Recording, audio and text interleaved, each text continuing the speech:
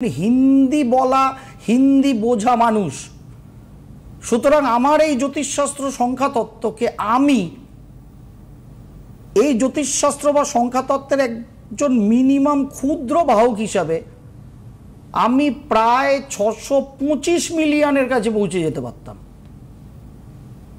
যেটা আমি কেবলমাত্র 97 মিলিয়নের কাছে এখনো অবধি, যদি এটাকে লাস্ট ধরে চলি, আমি মাত্র পৌঁছাচ্ছি।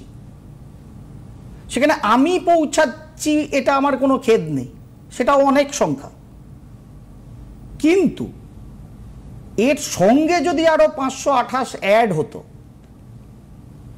সেই অ্যাডিংটা কৌশিক কাশ্যপকে খালি সারা ভারতের আরো মানুষের কাছে নিয়ে যেত না, প্রকৃত জ্যোতিষ প্রকৃত সংখ্যাতত্ত্বকে নিয়ে যেত, যেটুকুনি কৌশিক কাশ্যপ পারে, জানে, বোঝে, আপনাদের সামনে অ্যানালিসিস করে।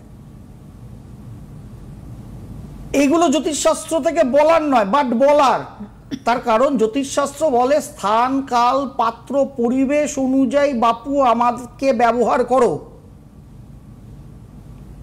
আজকে এইখানে কেউ যদি ফোনে আসেন, তার সম্বন্ধে আমি বলতে পারি, কিন্তু যেখানে 3 মাসের ওপর হতে চললো, জয়েন্টের রেজাল্টই বেরোয়নি, একটা ছাত্রছাত্রী উচ্চ মাধ্যমিকের রেজাল্ট বেরিয়েছে, সেই ইঞ্জিনিয়ারিং পরীক্ষা দিয়েছে জয়েন্ট এন্ট্রান্স বেঙ্গল বোর্ডের, তাকে আমি অবশ্যই একটা দিশা বলে রাখতে পারি যে কোন সাবজেক্ট নিয়ে পড়লে ভালো, কিন্তু তার কি রেজাল্ট হবে, কোথায় সে চান্স পেতে পারে, সেটাই তো তার কাছে ঠিক নেই।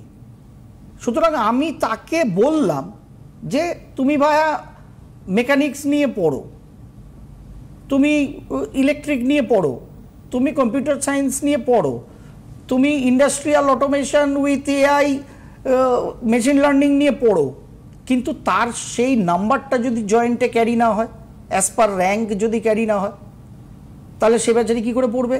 এবার আমি কি তাহলে ভুল বলেছি? প্রশ্নটা উঠবে, আপনি তো বলেছিলেন। এর কি মুশকিল, আমি তো জন্মছক থেকে বলছি। সেটা হলে ভালো, কিন্তু সে যখন জয়েন্ট পরীক্ষাটা দিয়েছে বা উচ্চ মাধ্যমিক পরীক্ষাটা দিয়েছে, সেটা তো আগে পাস্ট, তখন সে আমার কাছে আসেনি। সুতরাং তার জন্মছকের প্রভাব, গ্রহগত এফেক্ট, তার জন্ম তারিখের প্রভাব, এই দুটোকে একত্রিত করে বর্তমানে তার কি র্যাঙ্ক হয়েছে, প্রাইভেট হোক সরকারি হোক, কোথায় সে চান্স পাবে, সরকারি পেলে কি কি সাবজেক্টের মধ্যে পেতে পারে, তার র্যাঙ্ক অনুযায়ী মোটামুটি একটা প্রবাবিলিটি বোঝা যায়, বেসরকারিতেও তাই বোঝা যায়। তখন তাকে স্পেসিফিক গাইড করা যায়। যেখানে রেজাল্টই বেরোয়নি, সেখানে আমি অবলিক করে আমার পুরনো ক্লায়েন্টদের লিখে দিই এরকম করে যে ABCD এই 4টের মধ্যেই তোমাকে ঘুরতে হবে, এবার তোমার এফোর্ট, তোমার মার্কস, তোমার র্যাঙ্ক, এটা আমার পদ্ধতি। আমি কেবলমাত্র রেমেডি করে বলি না সব আপনি পেয়ে যাবেন, ইম্পসিবল।